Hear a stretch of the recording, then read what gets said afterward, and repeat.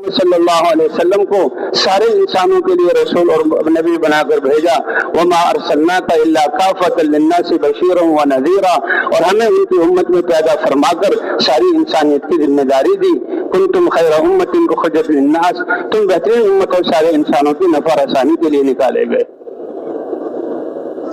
सहाबा किराम, ताबीन, तबा ताबीन, 3 कुरून 270 साल या 300 साल ये उम्मत की जिम्मेदारी पर रही। कोई ताकत इनकी जो है इनको रोक न सकी, और अल्लाह का दीन कहां से कहां तक पहुंचा। अब जब ये उम्मत इंतजामात में लगी और इसमें थोड़ी सी कमी शुरू हुई तो ये पहला उम्मत का जवाल था और नुकसान था जो शुरू हुआ। होते होते हुजूर ने फरमाया फिर ऐसा जमाना आएगा कि तुम जो है दीन की मेहनत को छोड़ दो।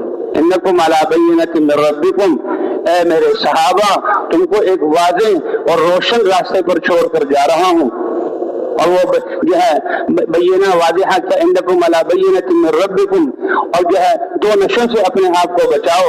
और वो क्या है? अंतुम तअमुरून बिल मारूफ, सहाबा होते हुए नेकी का हुक्म कर रहे हो, व तनहाउना अनिल मुनकर, और बुराइयों से तुम रोक रहे हो, वो तुजाहिदून फी सबीलिल्लाह, अल्लाह के रास्ते में निकलकर अपने जान और माल को लेकर और मैदानों में उतरकर पूरी दुनिया को दावत दे रहे हैं।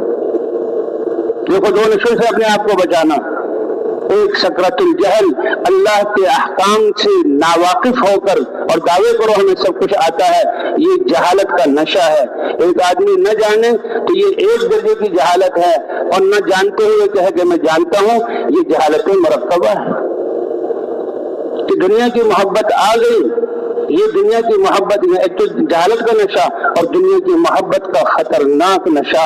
तो हुब्बुद दुनिया रअसु कुल्ली खतीआ, कि दुनिया की मोहब्बत, रहना दुनिया ही में है और दुनिया की नेमतें अल्लाह ने हमें दी हैं, इन नेमतों में अल्लाह के अहकाम को जो है जिंदा करना है, लेकिन इस दुनिया की मोहब्बत का दिल में आ जाना ये नुकसानदेह है। जैसे कश्ती में चलना पानी में है और सफर तय करना है, समुद्र के एक किनारे से दूसरे बड़े आदम तक पहुंचना है, लेकिन जब तक सलामती है, जब ये पानी कश्ती के अंदर दाखिल ना हो, अगर अंदर दाखिल हो गया तो सब हलाक हो जाएंगे। इसलिए रहना दुनिया में है, लेकिन दुनिया का यकीन दिल में ना आए और दुनिया की मोहब्बत दिल में ना आए। इसलिए हुजूर सल्लल्लाहु अलैहि वसल्लम साहब मेहनत की। सहाबा किराम 2 तरह के थे, मुहाजिरीन और अंसार। मुहाजिरीन जो मक्का छोड़कर अपने माल वतन और रिश्तेदारों को छोड़कर मदीना में आए, और दूसरे अंसार के मदीने में रहते हुए हुजूर सल्लल्लाहु अलैहि वसल्लम की मदद की। कहते हैं इसी तरह, और अंसार के लिए अल्लाह अकबर कितनी ज्यादा फजाइल हैं। हुजूर सल्लल्लाहु अलैहि वसल्लम फरमाते हैं कि दीन की मदद करने वाले मदीने वाले ये इतने ऊंचे लोग हैं, लौलल हिजरतु, कि वतन को छोड़ना, अल्लाह के रास्ते में निकलना, ये अल्लाह को इतना पसंद है कि मुझ नबी अपने हबीब से भी मक्का में पैदा करके मुझसे हिजरत करवाई। अगर हिजरत का मामला ना होता तो अल्लाह ताला मुझे पैदा ही अंसार मदीना में करते और मैं इनकी नुसरतों में रहता और अंसार में से एक होता। तो ये 2 किस्म के आज भी मेहनत जो अल्लाह के रास्ते में निकल रहे हैं, मुहाजिर तो नहीं है, लेकिन मुहाजिरीन के साथ मुशाबहत है। हिजरत तो असल ये है कि इंसान अल्लाह की नाफरमानी को छोड़ दे, और उसी के ज़िम्मे में ये आता है अपने दीन की हिफाजत के लिए। जहाँ इस्लाम पर चलना मुश्किल है और दुश्मन है इस्लाम के, वो छोड़कर किसी दूसरे वतन की तरफ अपने इस्लाम पर चलने के लिए, दीन की मेहनत के लिए हिजरत करे। उस मुहाजिरीन ने की। और अंसार क्या है? अपने घर में होते हुए उन मुहाजिरीन की मदद करना और उनके लिए भी अल्लाह के रास्ते में निकलना। तो ये पूरा का पूरा मजमा अल्लाह को राजी करने के लिए जमा हुआ।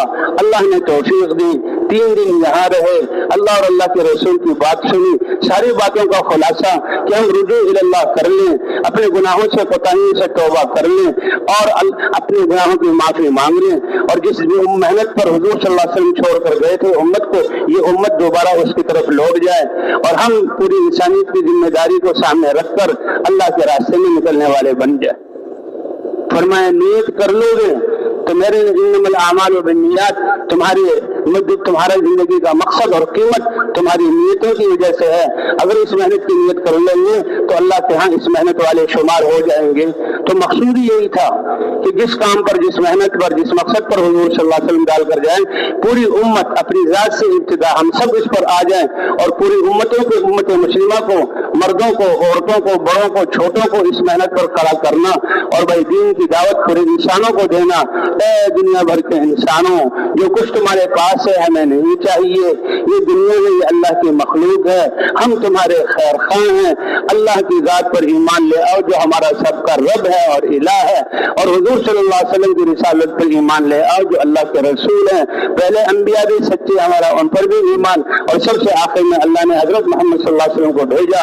दुनिया आखिरत में कामयाब हो जाओगे, इससे बड़ी बात और बड़ी फिक्र कोई नहीं। अगर होती तो अल्लाह हुजूर सल्लल्लाहु अलैहि वसल्लम को देते, और जब ये हुजूर सल्लल्लाहु अलैहि वसल्लम को अता फरमाया फिक्र और मेहनत, तो ये दलील है ये अल्लाह को सबसे ज्यादा महबूब है और हमें उनकी उम्मत में बनाकर अल्लाह ने ये जिम्मेदारी अता फरमाई।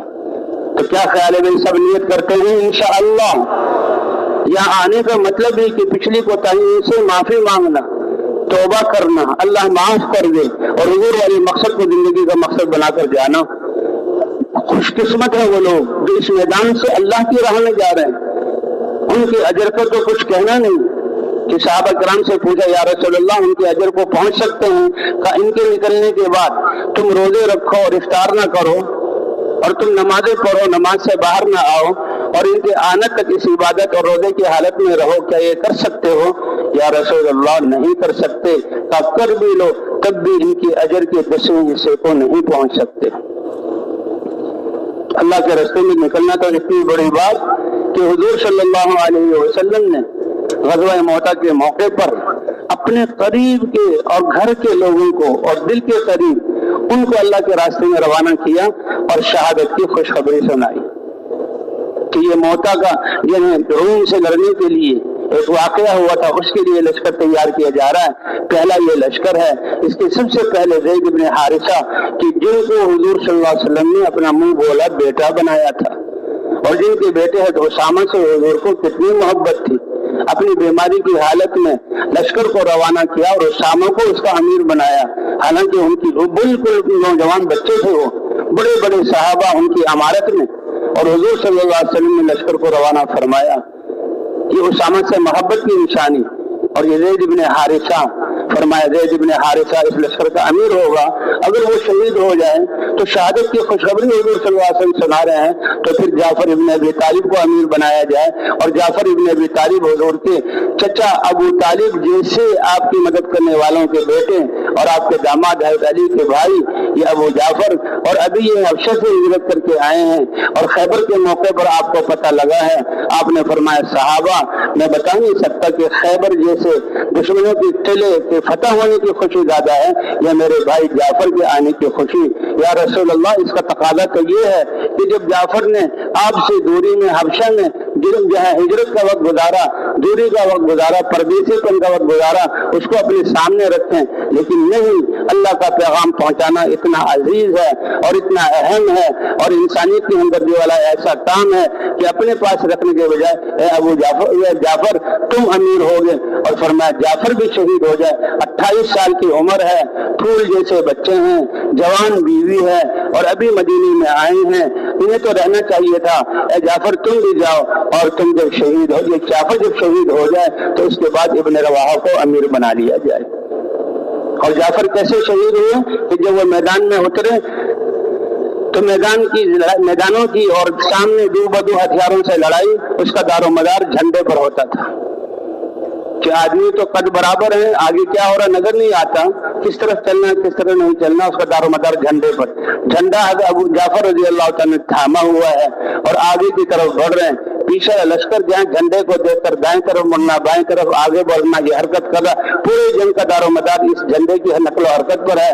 काफिरों ने उनका एक हाथ काटा तो आप जाफर ने दूसरे हाथ में ले लिया, काफिरों ने दूसरा हाथ भी काट दिया, दोनों हाथों को मिलाकर सीने से लगा दिया, हत्ता कि उनके जिस्म के 2 टुकड़े कर दिए गए।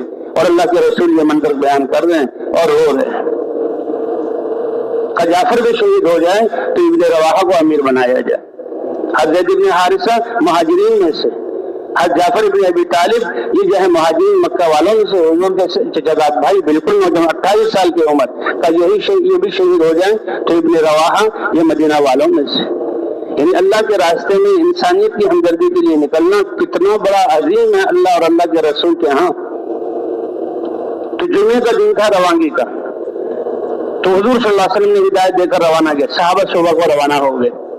ابن رواحہ کو ایک اسرائیلی نے کہا تم تو جا رہے ہو اور نبی نے پیشن گوئی کی ہے, تم شہید ہو جاؤ گے تو نبی کی پیشن گوئی پوری ہوتی ہے. انہوں نے کہا ٹھیک ہے میں تو شہید ہو جاؤں گا. لیکن یہ خیال آیا کہ جمعے کا دن ہے اور یہ آخری جمعہ ہے میرا یہاں مدینہ منورہ میں, جمعے کی نماز بعد میں ہوگی. جماعت تو پہلے چلی گئی, اجازت لی اور مسجد نبوی میں آ کر بیٹھ گئے. سواری موجود ہے اور جمعے کی نماز ہوئی. حضور کا خطبہ, حضور نے جمعے کی نماز پڑھائی اور جمعے کی بعد آپ نے جب چہرہ پھیرا تو ابن رواحہ سامنے. حضور پریشان ہو گئے, حیران ہو گئے. اے ابن رواحہ جماعت تو چلی گئی اللہ کی راہ میں اور تم یہاں پر آدھا دن گزر گیا, کس لیے رکے؟ تو کتنا بہترین جواب دیا, لِأُجَمِّعَ مَعَكَ یا رسول اللہ. اے اللہ کے رسول یہ جمعہ یہاں پر آخری تو آپ کے پیچھے جمعہ پڑھنے کے لیے روکا. تو حضور نے کوئی خوشی کا اظہار نہیں فرمایا, فرمایا آدھا دن پیچھے رہ گئے. جی ہاں. تو فرمائیں اور وہ آدھے دن پہلے نکل گئے اللہ کے راستے. وہ پیدل چلے ہیں, جنگ تو 1 سال بعد 1 مہینے بعد ہونی ہے, وہ تو بہت سینکڑوں میل دور ہے وہ جگہ, اور انہوں نے شام کو ان سے مل جانا ہے.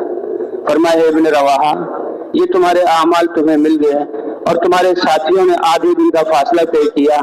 اس پر مزید اللہ تمہیں سارے خزانوں کا مالک بنا, ساری زمین کی خزانوں کا مالک بنا دے اور تم اللہ کی راہ میں اس کو خرچ کر دو اور اس ثواب کو بھی میرے پیچھے نماز پڑھنے مسجد نبوی کے جمعے کو ملا لو.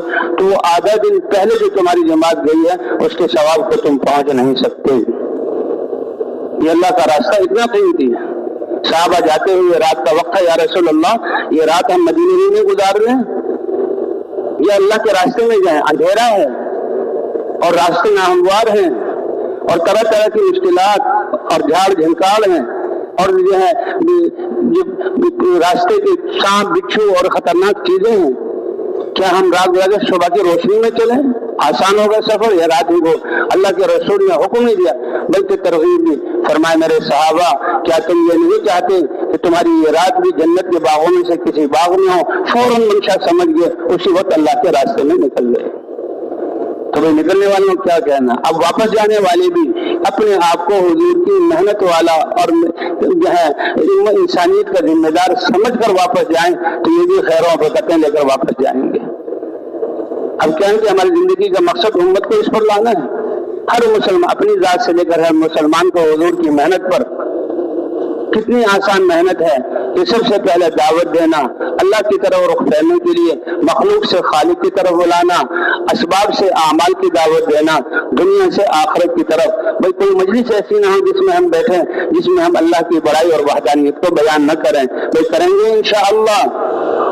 اس ذات کے علاوہ ہے کون؟ لوگ دنیا کی تعریفیں کر نہیں بھائی نہیں, یہ سب کچھ بنانے والے اللہ, جو بنانے والا ہے وہ زیادہ بڑا ہے. قوم عاد کو اپنی طاقت کا نشہ لگا اور وہ اس میں جو ہے مست ہو گئے اور ان کا نعرہ تھا من اشد منا قوہ, ہم سے زیادہ طاقتور کون ہے؟ اللہ کے نبی نے سمجھایا کہ دیکھو جس نے عدم سے وجود دے کر اتنا بڑا جسم تمہارا بنایا, کائنات کو مسخر کیا, کیا تمہاری عقلیں نہیں مانتی کہ وہ تم سب سے بڑا ہے؟ تو اللہ کی بڑائی یہ ہماری زندگی کا یہ جز ہے. یہ زبان اللہ نے دی اس لیے ہے